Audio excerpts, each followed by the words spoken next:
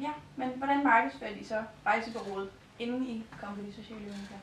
Der annoncerede vi jo i dagbladet og lokalaviser. Men mange har jo ikke abonnement på dagbladene mere, så vi har jo også måttet ændre vores annoncering til de sociale medier. Ja.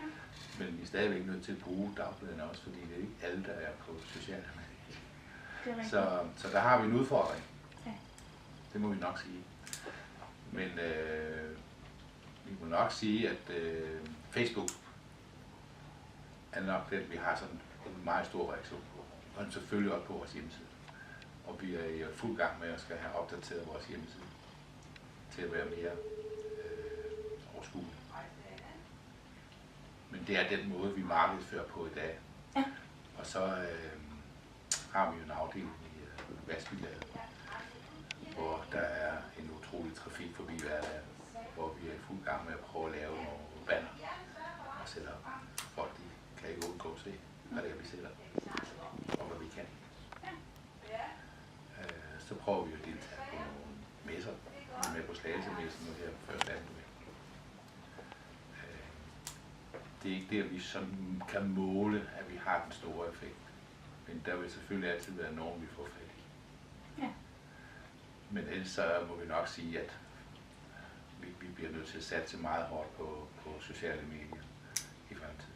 Ja. Fordi selvom at man er blevet lidt ældre, det grå kulde der, så er man også på Facebook.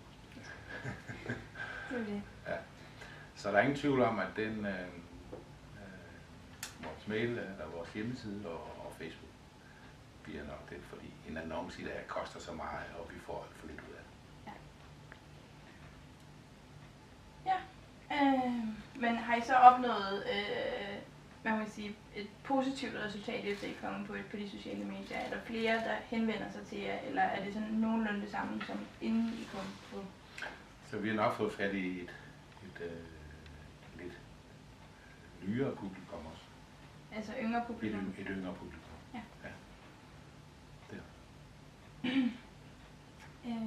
Men vi vil gerne have fat i mange flere. Ja. Så vi arbejder ihærdigt på, altså vi er rigtig, i øjeblikket er vi sådan rigtig meget inde på fokus på vores markedsføring.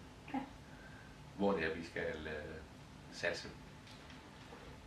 Og hvor kunne det så være? Jamen altså, der er ingen tvivl om, at det bliver meget Facebook. Ja. Og det bliver også på mig på hjemmesiden hele tiden, og det bliver opdateret. Ja. Og så sender vi nyhedsbrev ud. Okay. En gang om måneden. Ja. Og hvad så, sådan, når vi når lidt ud i fremtiden med markedsføring? Vil I så komme ud på lidt flere sociale medier, så I for eksempel kommer på Twitter eller LinkedIn? Eller? Det er der ingen tvivl om. Nej. Okay. Det tror jeg faktisk godt, jeg kan sige. Det gør vi. Okay. Vi har jo blandt andet sådan en Snakespark, der kører udelukkende på hjemmesiden. Ja. Hvor folk tilmelder sig. Ja.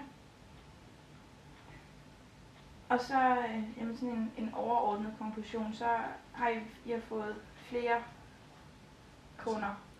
Vi må nok erkende, at Snakespressen har ekspanderet 120%. Ja. Om det kan skyldes mange andre ting. Altså, men det er klart, at de sociale medier, de er inde. Ja. Og det bliver også for fremtiden. Og vi kommer også over på, vi bliver nødt til at bruge de sociale medier, der er i fremtiden, mere og mere. Ja.